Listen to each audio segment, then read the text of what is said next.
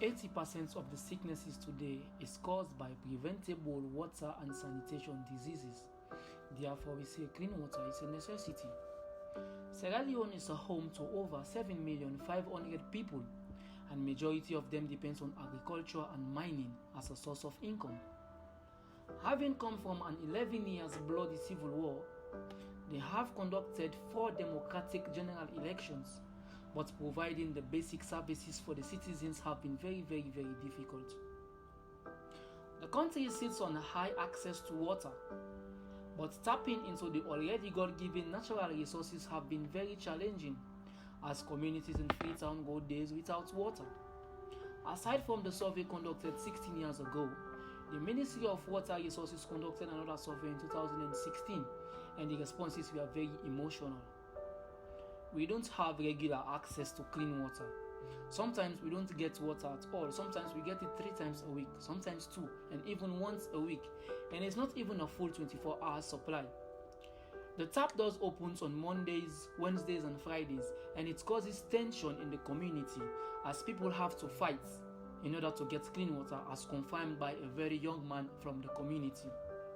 Every day we are fighting for the water. As a youth, I stand there every day 3 hours to control the tension, because sometimes it causes accidents due to the fact that the pipe is on the road.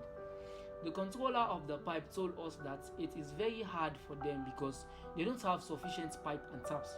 And also, 6 communities survive from this particular site.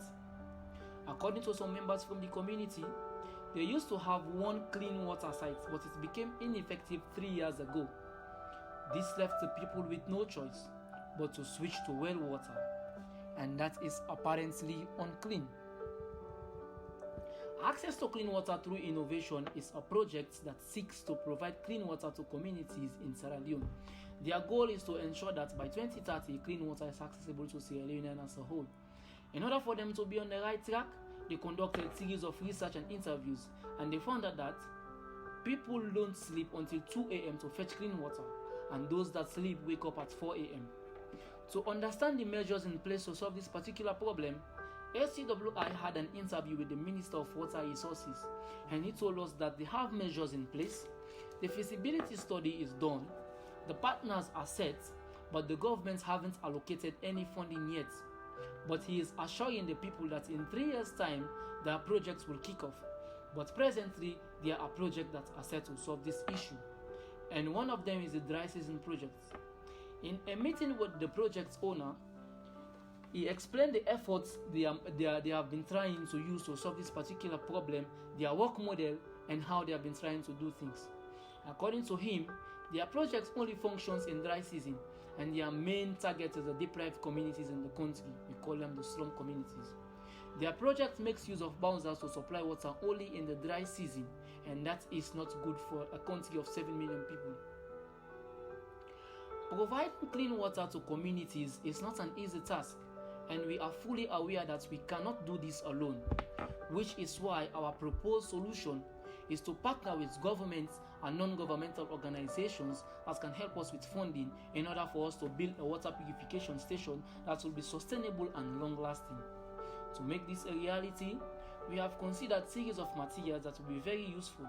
Example of those materials are land for the structure of the station, series of vinyl pipe, water meter, processor, ISO steel vacuum, RO and UV filters and nano filters, and all of these require funding.